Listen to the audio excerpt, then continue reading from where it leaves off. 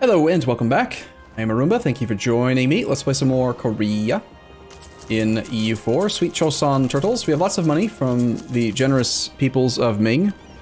Let's queue up another like 40 light ships between the two fleets. I've decided to split the fleets between Nippon and Beijing since we've got 97% control there. I don't normally like to do this because we have only one flagship, so we're missing out on a lot of the potential trade power since we're missing like one raw trade power on this entire fleet. It's like 100 trade power right there. But it just makes sense. 97% control is a little bit too much. So between episodes, we did a poll. The results are we're going to take administrative. 52% of the Jimmies in chat want to take admin ideas versus 47.7% who wanted to take quality. So that's going to be the next group, based on our desire to conquer everything and get the corporation cost reduction, the number of states, admin tech cost, and we do also like the meritocracy policy. Might also consider running that global settler chance and global settler increase policy as well. But let's go ahead and take that. we're not gonna like just say no to this idea group. We can take ideas for only 277 points because look at all the discounts. Wow. That's a lot of discounts to an idea group. What is that altogether? That's more than 25%. What? 12, 22, like 30%. Sweet. Okay, one more idea to go there. Oh, unfortunately, we focused on dip earlier. And we do probably want to run higher level advisors just to boost our meritocracy. We have plenty of income, so right now we got the national tax guy. He's a full price advisor. We can ask for a contribution for the burgers. I feel like they've lost influence from events, and it's probably going to go back higher at some point soon.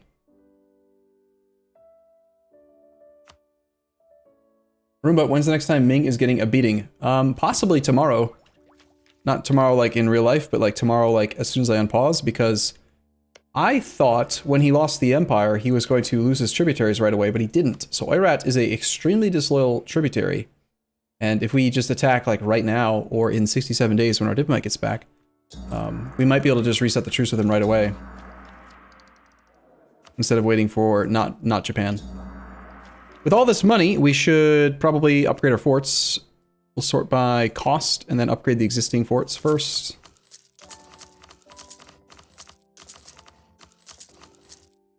And then let's also build some more workshops. Get those out of the way. I think Celestial Empire gives -10 to burgers. Yeah, it does say -10 there for Celestial Empire. So our actual government form changed, right? When we became a Celestial Empire. We stopped being a... I don't even remember what we were. I think we were technically either feudal nobility or autocracy. And we now have this. Yeah, it reduced the Shizu influence. Who are the Shizu? Apparently they're called the Shizu now. Can't make up our mind. If we grant just a tiny bit more land to the burgers, we could take a nice big fat click from them. That's mostly base tax and base production, base manpower. That's bad. This is naval supplies. They can have that. Naval supplies.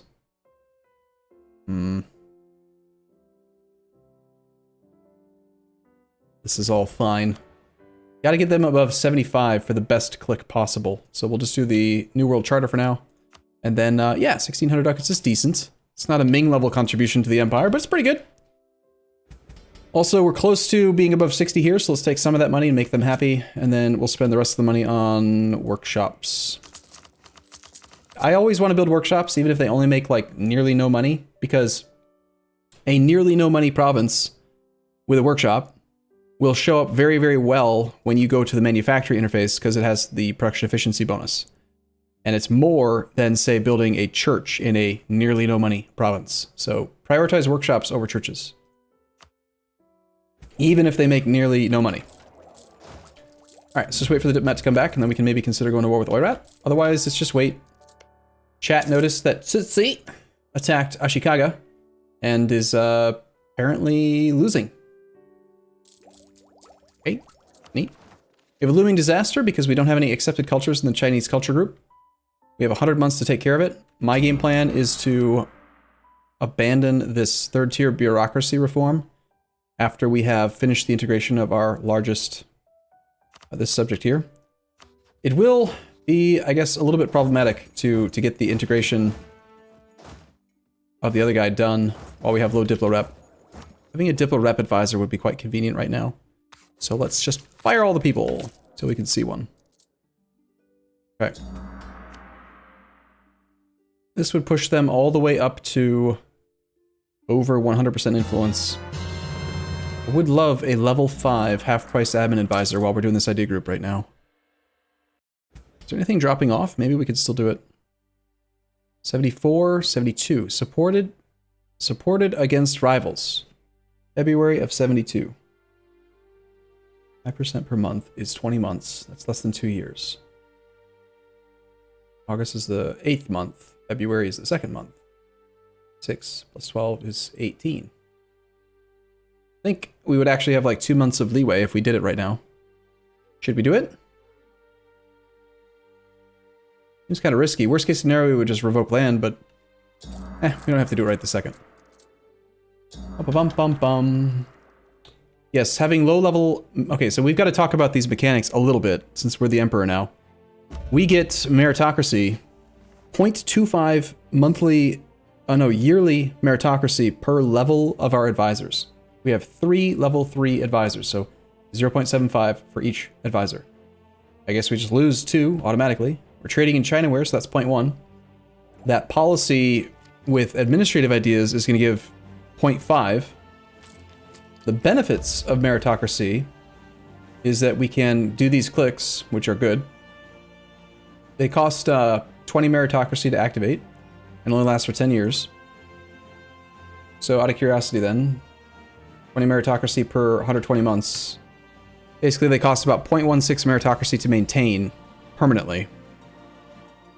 So once we get to 100, we could effectively run it non-stop. Yeah, and you can only activate one of these. These reforms we're going to pass over time, very similar to the Holy Roman Empire. We just have to build up our monthly mandate growth, get to above 70 or 80 or something, and then we click this button. I think you have to be at 80, and then when you do the click, it costs 70. Something like that. I'm going to just wait till we're at 100 meritocracy before we turn any of these on, because if we click it, we'll go to 40, and if we're at 40 meritocracy, we'll take a penalty instead of having a bonus. Being at 60, we get advisor costs -5 and foreign spy detection +10. Right now, our total advisor cost discount is -49.7. And if we get maxed out meritocracy, we get another -20. So we'll have -70% advisor costs. Aren't we glad? Aren't we glad that we have full innovative ideas? You might be thinking otherwise. A decree is 2 meritocracy per year, and you gain 0.35 per year. Oh, did I calculate the meritocracy monthly? You're right. This is only per year. One more time. So if we activate, it takes 20 meritocracy to activate, and it lasts for 10 years, which is 120 months. So we would lose effectively 0.166 meritocracy per month, which is 2 meritocracy per year. So we have to get our meritocracy growth to 2 per year to be able to maintain it permanently. Alright, cool. Thanks for the correction. I'll turn that one off so I don't look at it again. Isn't 100% meritocracy -25? Yes, I said -20 because we're already getting -5. So I was just talking about the extra. Going from -5 to -25 is an extra 20. On the one hand, you know, don't question my math. On the other hand, thanks for questioning my math because I made a mistake.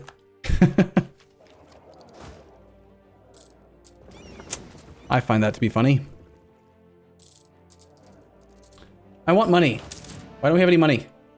I feel like we need more. We have a diplomat. Let's check to see. Would Ming defend Oirat? He would. Also, it would bring in Nifr. Do we want to reset the truce with Ming and go milk him for some money? I mean, why not, right? We could milk him for money, or we could just white peace him right now. I was not a huge fan of that last war with him. It took a lot more effort than I wanted. Not Japan. Broke alliance with Ming. Ah, that's worth knowing. That means that we could possibly just go murder him outright then in our own war. That means this is the only way to reset the long, long truce. So yeah, we're gonna go do a quick white peace. Let's declare Unify China on Oirat. 150% prestige. It's extra war score from battles, which is awesome. So we get 3 extra war score for each victory. Make sure we don't lose. Let's give it a month or two. I want to make sure we have an army in position to murder Nick Fin. And we can probably ignore Oirat at first. But also this army has low morale from that short period of drilling. History of the Ming Empire. Lose meritocracy and over 1,000 ducats to gain mandate. Interesting. Interesting. So the opportunity cost is really for 5 mandate. Would we be willing to lose meritocracy and money? It would take us 5 divided by 0.05 equals 100 months.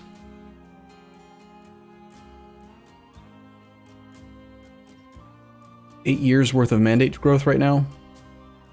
I don't think that we wanted to pay for that right this second.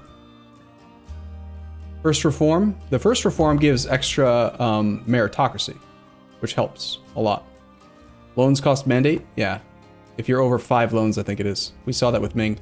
Let's just do the top one. This must be the event that he was taking earlier.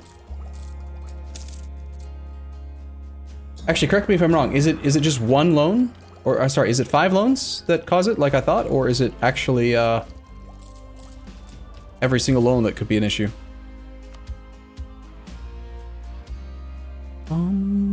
I was looking for a different guy. Trade efficiency. There's a Diplo Rep guy. I want to make these integrations continue and happen faster. As soon as this one completes, this one's going to pause because of our negative Diplo Rep. If we hire the Diplo Rep advisor, it'll still be at 0 right now because we have overextension. And the overextension is going to take a while to take care of because we can't start this core yet.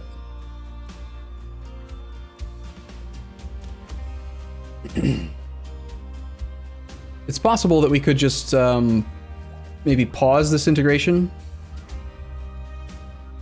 I don't think anyone will be able to support his independence, and we could try to sync them up. I think that might be the better play. All advisors give meritocracy based on the level. See how level 1 gives 0.25 yearly meritocracy. Level 3 gives 0.75. It's not based on the type, it's just based on their level. I think either way, we're switching to the Diplo Rep guy. We obviously have to promote him in order to make him not bad. Gotta get him to level 3. It'll be kind of expensive, but... Formalize the separation of powers. Okay.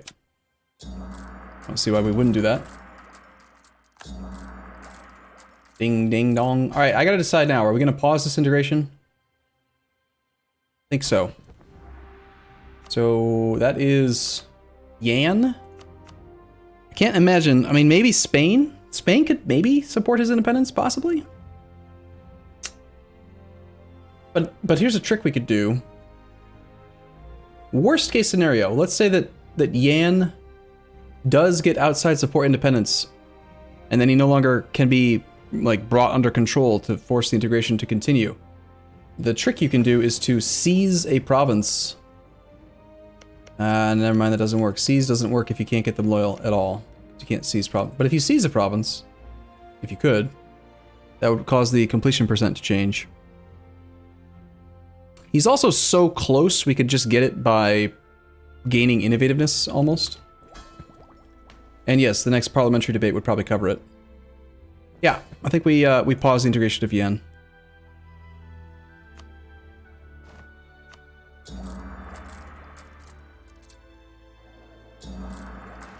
Why not annex the dude? Because when you finish annexation of any subject, you take a X number of year penalty called annexed subjects, recently annexed subjects. And that reduces your diplomatic reputation by 3. Because we don't have any ideas that increase our Diplo rep, if we lose 3 Diplo Rep right now, we will be incapable of completing this integration and this integration, which will essentially permanently tie those diplomats up. That's why we're pausing the integration.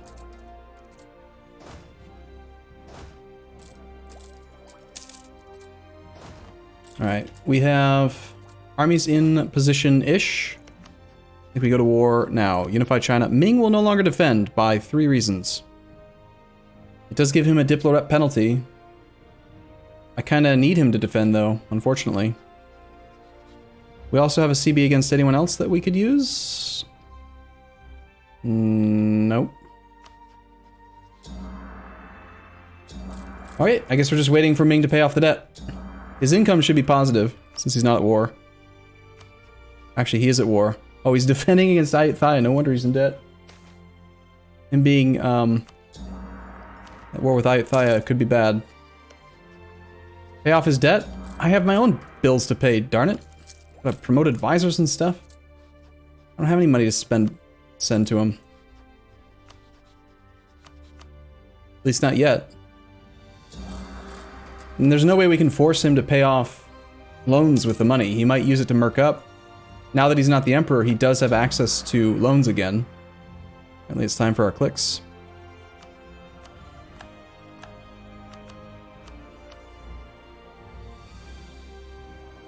I want a max level guy, so let's do... Can we actually get the Shizu up to 80% influence before we do that click? I think that it's worth doing. Shouldn't be too risky, probably. In most campaigns, I am used to having influence ideas and having subjects like being frequently integrated and having new land to grant to them. It's kind of weird not having any land that's like recently annexed. 79.2. And I guess we'll give him this inland one as well, but that's mostly manpower. I guess we'll keep that at 0. They can have this. That puts him at 80.2. So now the advisor will be a 50% discounted guy, and then we can also demand monarch points. All right, level 3. Only 3.69 ducats a month. And as soon as we get some money, we can promote him to level 5 for extra meritocracy growth. Arumba, how come after so many wars against Ming, they still don't implode? Most likely, it's because we're playing on very hard. And very hard Ming just don't do that. Maybe buy some meritocracy with Mill? I'm confused. How? How does one buy meritocracy with Mill? Is that a thing? Is there just a click I'm completely unaware of? What do you mean? Strengthen government increases meritocracy? Oh. Oh, crap. Holy crap. Meritocracy has replaced legitimacy outright. I thought that it was in addition to... Weird. Wow. Whoosh. I thought we still had legitimacy? Like...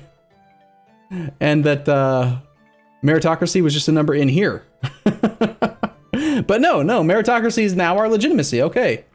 By all means. Jeez, holy crap, that makes things easy. I was doing all this math. Come on, chat. Jesus, Jimmy. What the hell? I was all like, oh man, well, you gotta have exactly this much per year before you can run these things permanently and blah, blah, blah, blah, blah. No, you don't. You just spend military points. Whatever. Jeez.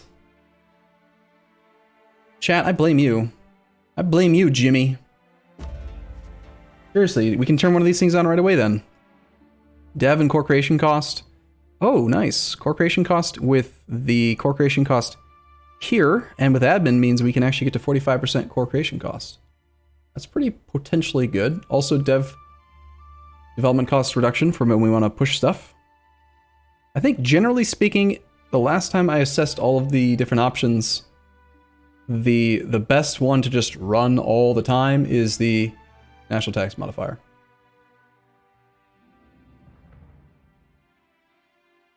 Maybe core creation cost would be better. We do need to core a 30 plus development province as soon as this core is done. It's going to cost us only 99 points right now. Ship durability, you mean? We'll just turn that one on whenever we get a ruler who has the ship durability trait. Tax is weak? Well, let's think about it. Right now we make 50.71. In the past, I had always assumed that the base monthly income, the base plus 1 ducat, was affected by national tax modifier. And recently, I don't know exactly when, but recently-ish, I've realized that it does not. So when doing this math, you need to take the number that it shows minus 1. The minus 1 happen now or after you divide? You would minus 1 after, I think.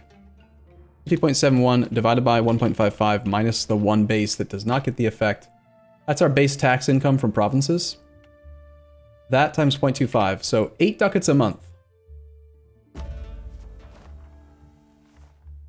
Worth 8 ducats a month to run that policy, that edict, or whatever it is. Is that relevant? I mean, that's like pretty good.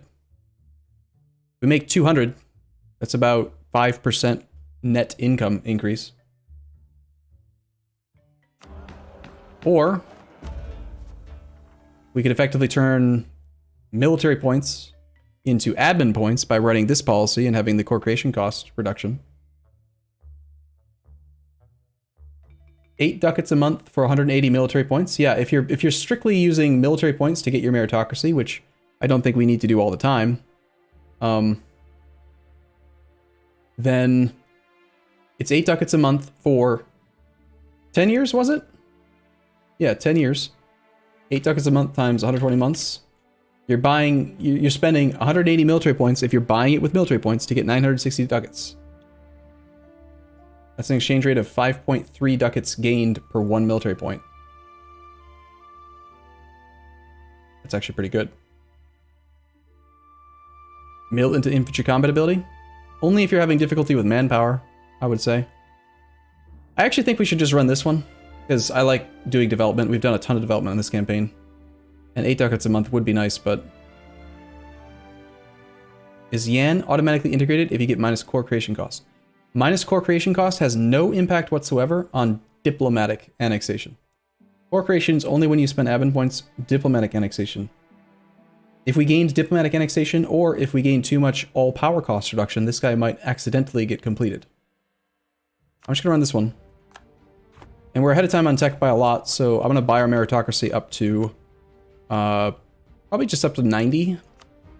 And then let it tick the rest of the way up. 10 divided by 0.35. It's gonna take 28 months. Wait, no, that's per year. 28 years to get all the way. Gross. Hey, question chat. Does meritocracy go down when you die, like with legitimacy, or does it just stay?